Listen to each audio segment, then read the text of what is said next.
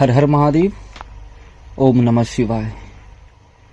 जैसा कि मैं हर बार बोलता हूं, आज भी बोलूंगा, या तो हमारी वीडियो को पूरा सुनना या फिर मत सुनना। ठीक है। अगर साधन और साधना संबंधित शंका से, जितनी भी शंका इसके प्रति मन में व्याप्त रहती है, अगर उससे वास्तविक में मुक्त होना चाहते हो या फिर उस शंका को दूर करना चाहते हो तो पूरी सुनो। तो चलो मैं अपनी वीडियो शुरू करता हूं। हमारा आज का विषय क्या है कि जाप के दौरान जाप की संख्या स्मरण रखने की जो बात है कि जाप करते समय आपके द्वारा किया गया जाप की संख्या भी याद रखना होगा। क्यों रखना होगा? तो ये जाप की दो क्रिया होती है। पहली प्रक्रिया में इस जाप का कार्य होता है कि इस चित्त का बंधन करना, चित्त को शुद्धि प्रदान करना। ठीक है। अभी देखो, ऐसा नहीं है कि आप जाप करना शुरू कर दिए हो और आप तो जाप कर रहे हो, लेकिन अल्प चेतना के साथ, अल्प एकाग्रता के साथ। जाप के साथ साथ और भी बहुत कुछ मन में चल रहा है, बहुत विचार चल रहा है। अनेकों भावनाएं प्रकट हो रही है, अनेकों इच्छाएं प्रकट हो रही है। तुम ना जाने कभी काल के पीछे चले जा रहे हो, कभी काल के आगे चले जा रहे हो। तो जाप की जो प्रथम अवस्था होती है, उसमें जाप के साथ साथ जाप की संख्या को स्मरण में रखना, ध्यान में रखना अनिवार्य है, क्योंकि इससे एकाग्रता विकसित होती है। चित्त की एक अवस्था शुद्ध होती है। ठीक है। अब यहां जाप की दूसरी प्रक्रिया में जाप की संख्या को निर्धारित करना अथवा उसका स्मरण करना, ये कोई जरूरी नहीं रह जाता है।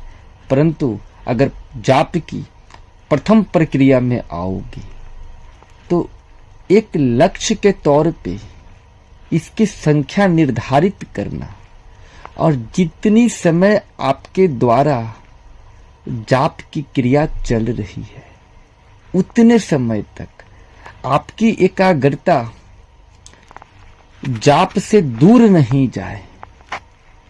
इसीलिए यह जाप की संख्या को स्मरण में रखना जरूरी हो जाता है।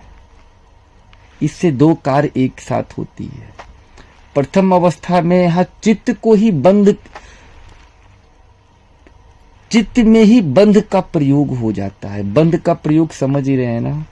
चित्त की एक निश्चित अवस्था को, एक निश्चित दूरी को इस जाप के द्वारा बंधन कर लिया जाता है, बांध लिया जाता है, और उस अवस्था तक जितनी भी अशुद्धि या फिर वो चित्त जितनी भी रूप को धारण किए हुए है, चाहे वो रूप विषय स्वरूप हो, चाहे इच्छा स्वरूप हो, चाहे विचार स्वरूप हो, चाहे गुण स्वरूप हो, चाहे अवगुण स्वरूप हो, चाहे जो स्वरूप हो,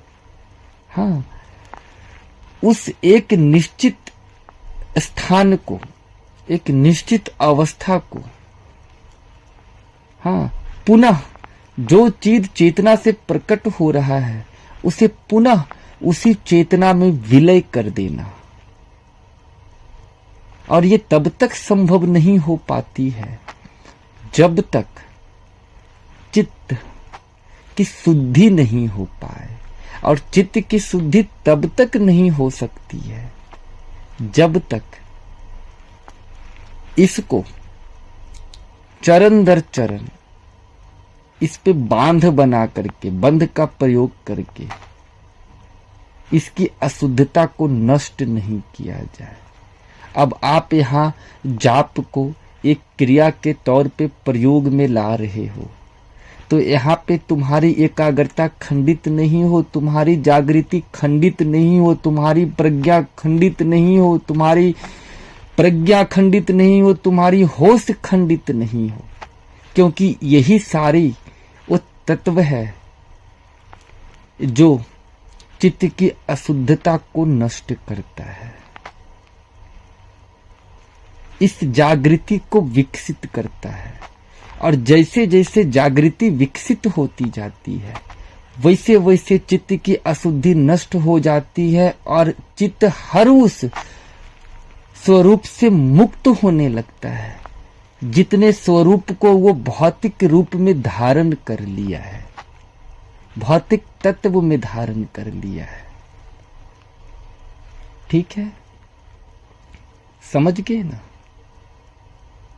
चलो अब मुझे आज्ञा दो। हर हर महादेव। ओम नमः शिवाय।